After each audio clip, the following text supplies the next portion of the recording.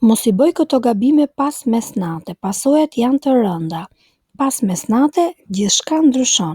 Ora 12 e natës nuk është thjesht një kalim kohe, është një prag, një çast i heshtur kur bota e dukshme dhe ajo e padukshme fillojnë të përzihen. Njerëzit flen, por energjitë zgjohen.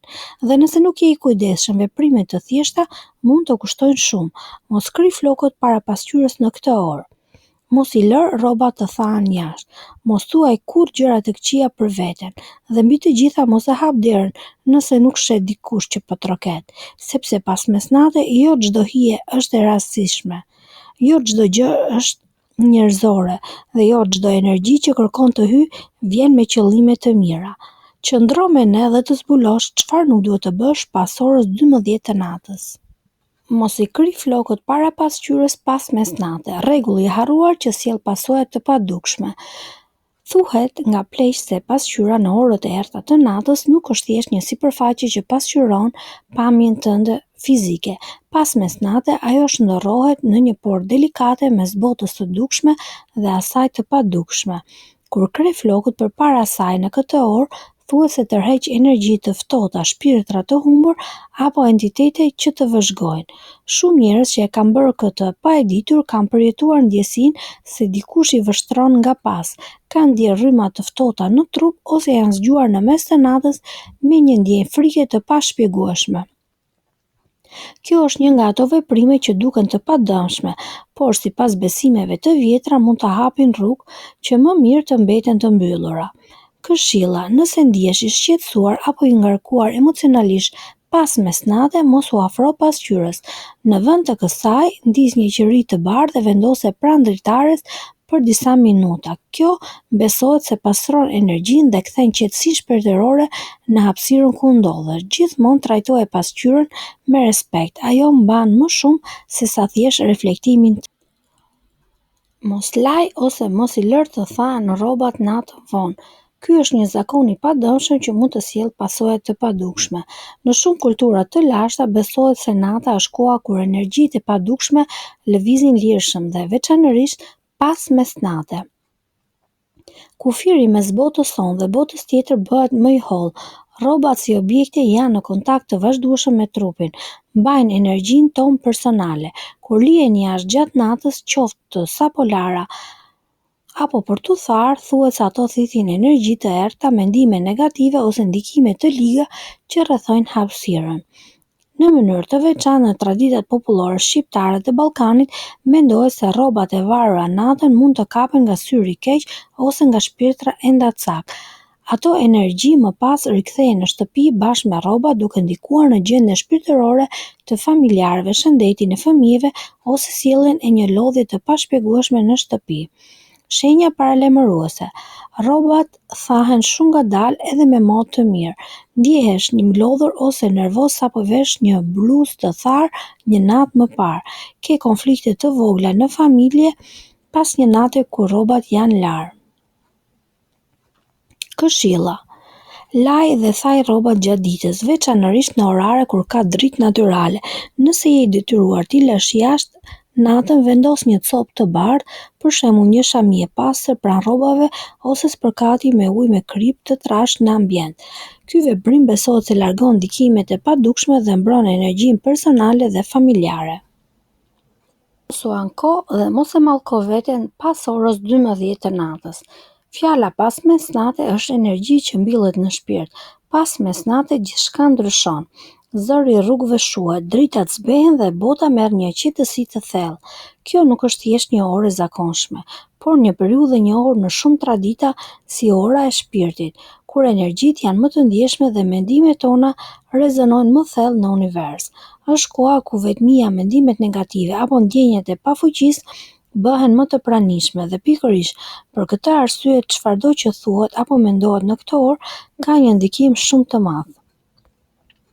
Kur e mallkon veten, kur flet me veten me fjalë të rënda, kur thua s'jam i mirë për asgjë, më ndodh gjithmonë keq, apo jam i mallkuar, ti po e programon veten për një të njëjtin realitet. Dhe në këtë orë të heshtur, këto fjalë nuk shuhen thjesht, por mbillen. Ajo që mbillet me fjalë të errta lind me pasoja më vonë. Në shumë kultura besohet se pas mesnate ndodhet një derë e hapur shpirtërore. Kur ankohemi në atë orë, energjia e dhimbjes, zhgënjimit apo zemërimit nuk thjesht qëndron me ne, por përhapet në shtëpi, në trup, në rrjedhën e fatit ton. Madje njerëzit të ndjeshëm shpirtërisht kanë treguar se pas një nate me ankesa apo fjalë të rënda për veten, ditët që pasojnë janë më të rënduara, më të mrekulluta dhe më pak dritë.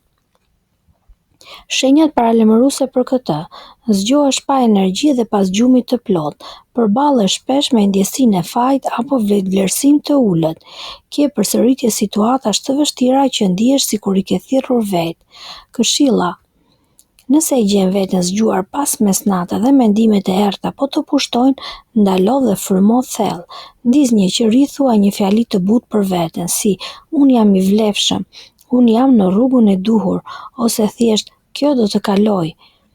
Kjo është një mënyrë e thjeshtë por e fuqishme për të kthyer rrjedhën e energjisë. Mos i lejo fjalët e tua të bëhen blloqi që të ndalin rrugën, le të bëhen urë që të ndriçon drejt dritës. Mos i hap dyert e shtëpisë pas mesnate nëse dikush troket dhe nuk e sheh kush është, sepse jo gjithmonë janë njerëz ato që kërkojnë të hyjnë. Pas mesnate, bota e dukshme dhe padukshme prekin njëra tjetrën thellësisht. Në shumë kultura të larta, kjo njihet si ora e hijeve apo e shpirtit, ku kufiri mes të gjallëve dhe energjive të tjera bëhet më i hollë. Në këtë kohë, jo çdo trokitje në nder është thjesht një vizitë nga një njeri, dhe jo çdo prani që kërkon të hyjë është e padëmshme. Trokitja në derë pas mesnate e ndjekur nga mungesa e një figure të dukshme është një nga shenjat më të vjetra të njëftesës të padukshme.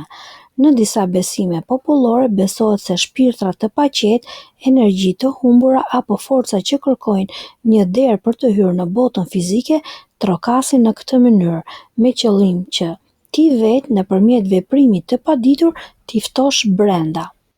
Çfarë ndodh kur hap derën? Kur hap një derë pa e ditur se kujt, ti nuk po hap vetëm një hapësirë fizike, por dhe hyrje energjie. Në ato moment shtëpia jote është mbrojtja jote më e shenjtë, bëhet e pambrojtur. Mungesa e paqes, ankthi i pashpjegueshëm, zënkat e papritura brenda familjes ose një ndjesi e rëndë që ndjek për ditë me radhë janë disa nga pasojat që mund të pasojnë nga një hapje e tillë. Shumë njerëz që kanë hapur derën natën për askëndin kanë përjetuar më pas ëndra të çuditshme, prani në shtëpi që nuk mund të shpjegojnë ose ndjesinë sikur po vëzhgohen vazhdimisht. Energjia e shtëpisë ndryshon dhe ti pa e kuptuar hyn në një disbalancë në jetën tënde. Shenjat paralajmëruese: tinguj të çuditshëm gjatë natës, edhe pse dritaret janë mbyllur. Ndjenja e të ftohtit në një dhomë që më parë ishte e qetë. Prani që nuk shihet, por ndihet, veçanërisht pas një trokitje misterioze. Këshilla për mbrojtje: nëse dikush troket natën vonë dhe nuk shikon askënd përtej derës, mos e hap. Mbyllë derën me qetësi dhe thuaj me zë: kjo shtëpi është e mbrojtur. Nuk lejoj asgjë të hyjë pa dashje.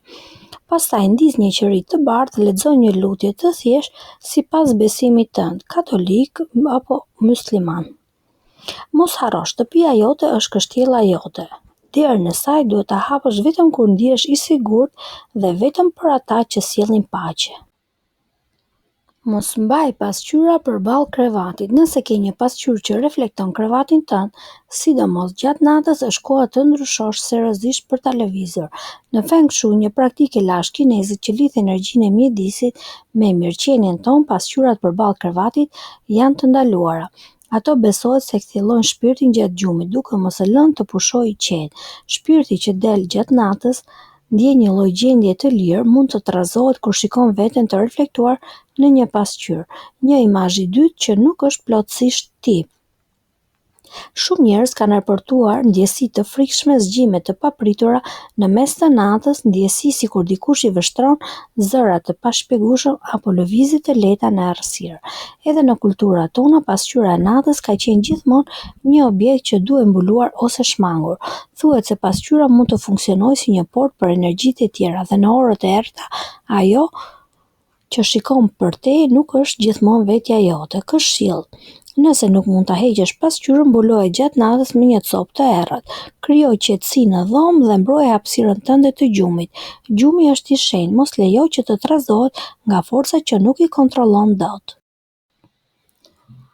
Mos e përdor telefonin për të parë gjëra të errta pas mesnate, sepse truri hyn në një gjendje më të ndjeshme dhe gjithçka që shet, dëgjon apo ndjen lë gjurmë të thella në shpirt.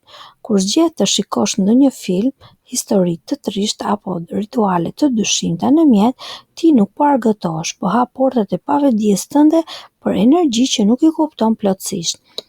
Ekrani i telefonit mund të duket një dritare e pafajshme, por natën ai bëhet një derë e hapur për ndikime që ushqen me ankth dhe ndjenja të ulta. A ke ndjerë ndonjëherë që pas një filmi të zë gjumi apo që shikon ëndra të turbullta dhe ndjehesh i rënduar kur zgjohesh? Nuk është rastësi. Këshill: pas mesnate, ndal çdo kontakt me përmbajtje të errët. Zgjidh të lexosh diçka të qetë, të dëgjosh muzikë relaksuese ose të bësh një lutje. Mendja është si një fëmijë, ajo thith gjithçka, kujdesu për ushqimin që jep në orët e natës. 7. Mos e lër fshesën të mbështetur përmbys. Fshesa nuk është thjesht një mjet pastrimi, por në shumë besime të lashta përfaqëson mbrojtjen dhe pastrimin e energjive negative. Po kur e le përmbys, sidomos pas mesnate, thuhet se ajo i humb vetitë mbrojtëse dhe përkundrazi bllokon rrjedhën e fatit dhe të mirëqenies. Në disa kultura lindore dhe afrikane, fshesa vendoset me kujdes pas dere për të larguar energjitë e këqija, po kur ajo vendoset në mënyrë të pakujdesshme përmbys apo afër vendit ku fle, besimi se ajo mbledh gjithë negativitetin në vend që ta largojë. A ke vënë re që ndonjëherë e le shtëpinë pa rregull, ndodhin më shumë zënka apo ndihesh shumë i rënduar? Nuk është vetëm çrregullim fizik, është energjia që akumulohet në atë hapësirë. Lëre gjithmonë fshesën në një vend të qetë, të drejtë dhe me kujdes. Mos e mbështet përmbys, sidomos gjatë natës. Le të jetë ajo simboli i pastrimit të brendshëm dhe jo i bllokimit. Këto ishin 7 veprime që nuk duhen bërë pas mesnate, nëse dëshironi të ruani paqen, fatin dhe energjinë tuaj të pastër. Shumë nga këto zakone duken të pafajshme, por pas tyre fshihen besime të lashta dhe përvoja që nuk duhen injoruar. Tani dua t'ju pyes ju: cili prej këtyre veprimeve keni bërë pa e ditur që mund të sjellë pasoja? A keni ndjerë ndonjëherë diçka të çuditshme pas mesnate? Shkruani në komente përvojat tuaja. Nëse jeni për herë të parë në kanalin ton, ju ftojmë të abonoheni pasi ne japim video interesante. Mund t'i bëni like dhe share kësaj video dhe deri në videon tjetër qëndroni të sigurt. Fati është në duart tuaja, por vetëm nëse i kushton vëmendje shenjave.